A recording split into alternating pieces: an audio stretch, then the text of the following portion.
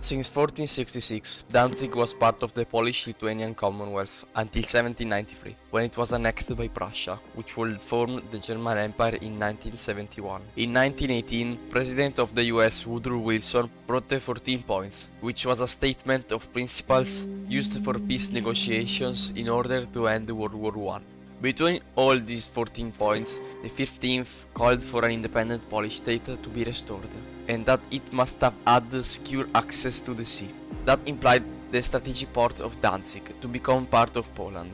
At the Peace Conference of Versailles in 1919, the Polish delegation, led by Roman Dmowski, claimed that Poland wouldn't have been economically viable without Danzig, and since it was theirs for so long, it had to be part of Poland.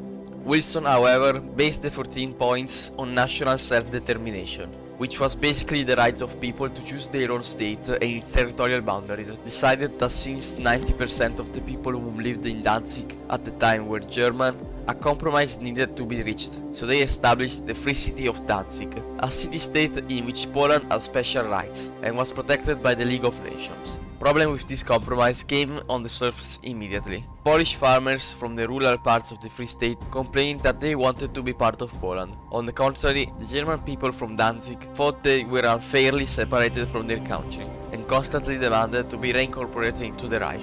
Apparently, a sense of Danzig national identity never emerged during the period of 20 years of the Free City, 1920 to 1939. The Free City of Danzig included over 250 villages in 1966 square kilometers with a population of 400,000 people, including 4,000 Polish, whom were a discriminated minority, with threats and slurs directed by the German majority. After the German-Polish non-aggression pact of 1944, Polish relations with Danzig improved, and Adolf Hitler even instructed the local Nazi government to stop the anti-Polish aggressions. The same thing went for anti-Nazi opposition in Danzig from Poland.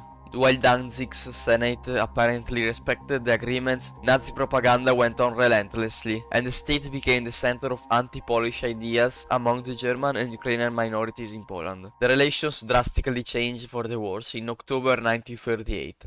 After the annexation of Sudetenland, when the German Minister of Foreign Affairs Ribbentrop demanded the Free City of Danzig to be reincorporated into the Reich, the Polish ambassador Józef Lipski declined the demand, stating that the Polish public opinion would not tolerate the Free City of Danzig joining Germany. In the middle of August 1939, Poland was willing to give up its control of Danzig's customs. This proposal angered the government in Berlin, which received a message from Danzig, stating that the leader Albert Forster of the Free City intended to extend the claims further until the Poles couldn't accept an accord on them, thus creating the illusion that Poland wasn't willing to accept an agreement, making Germany be the side that was willing to make peace, not Poland. On the 23rd of August 1939, Albert Forster called a meeting with the Senate to make him president and to vote for the Free City of Danzig to join Germany, rising tensions to the breaking point. Since these violations would have resulted in the League of Nations deposing the Nazi government in Danzig, both the French and the British prevented the topic from being referred to the Security Council.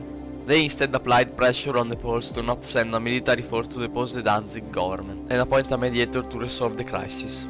But the crisis kept escalating, with the Senate confiscating on the 27th of August stocks of wheat, salt and petrol that belonged to Polish businesses, an action that angered Polish opinion. The same day, 200 Polish workers were left out of their jobs and their identification papers revoked, so that they couldn't legally live in Danzig anymore. In addition, newspapers began to make anti-Polish lines, and almost every day there were incidents on the border with Poland. Citizens of Danzig became highly worried in late August as it became apparent that war was imminent. In the meantime, the German battleship Schleswig-Holstein arrived in Danzig on 15 August for a friendly visit, but in last minute it was decided that the ship needed more firepower. The ship's guns were put pointing on the Western Platte Peninsula in a provocative way that raised even more tensions in Danzig. At 4:48 am on the 5th of September 1939, the battleship Schleswig-Holstein opened fire, the first shots of World War II.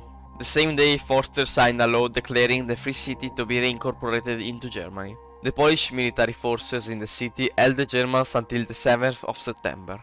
Up to 4,500 Poles were arrested or executed.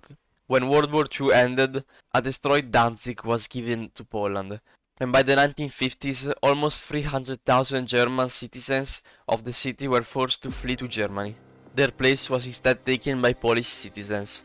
Many groups in the years following the war claimed to be the exiled government of the Free City of Danzig, searching for support from governments and citizens from all over the world, arguing that its annexation by Germany in 1939 was illegal, so the Allies had no authority in incorporating the city into Poland.